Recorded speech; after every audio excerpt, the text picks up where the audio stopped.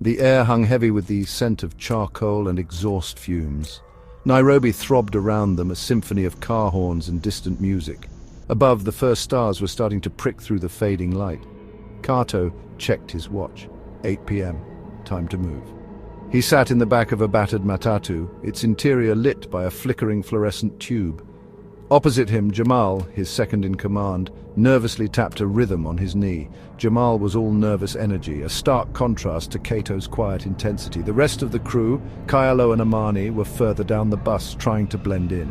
Kato scanned the street. They were getting close. His phone buzzed. A message from Amina, his inside woman, flashed on the screen. He's alone, office overlooking the park. Kato smiled, a slow, predatory grin. Everything was going according to plan. Tonight, Samuel Ochieng would learn the hard way not to cross him.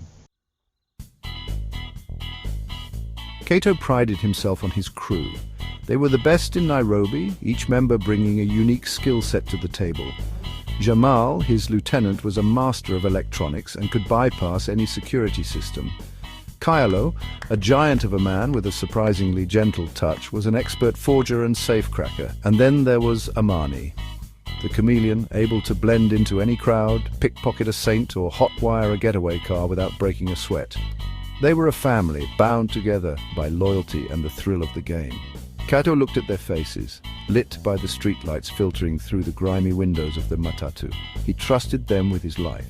Tonight, that trust would be tested. Samuel Ochieng. A name whispered in fear and admiration in equal measure. He was a lion in the concrete jungle of Nairobi, a self-made tycoon with fingers in every pie. Real estate, construction, even whispers of ties to the lucrative charcoal trade that fueled the city. He was untouchable, or so he thought. Kato had history with Ochieng. A bad deal, a misunderstanding, a grudge that festered and grew. Ochieng had taken something from him, something precious. Now Kato was going to take it back, with interest. Ochieng's latest acquisition, a prime piece of land slated for a luxury development, would be his downfall. The matatu screeched to a halt, snapping Kato back to the present. They were here. Time to teach Samuel Ochieng a lesson he wouldn't forget.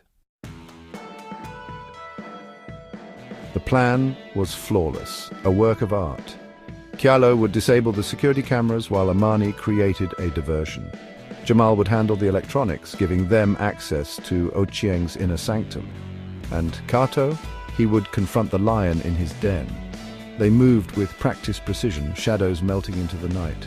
Kyalo, a ghost in the darkness, took care of the security cameras. Amani, a whirlwind of misdirection, staged a minor accident that drew away Ochieng's security detail. So far, so good. Jamal, however, hesitated. Kato, there's something wrong. The security system, it's different, more sophisticated than we anticipated.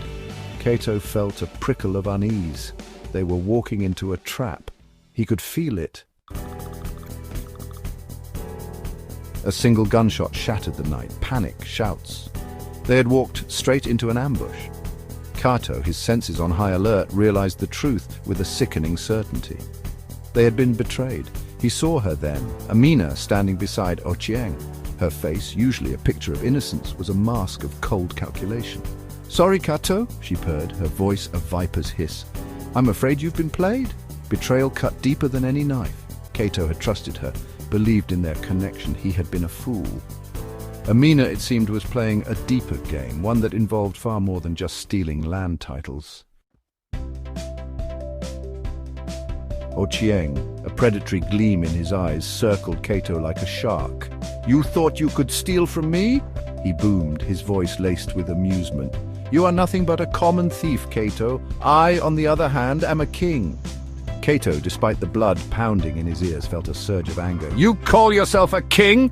he spat. "You're nothing but a ruthless criminal who preys on the weak." The air crackled with tension. Outside, the sirens wailed, drawing closer. Ochieng, his face contorted with rage, raised the gun. "Any last words?" he snarled.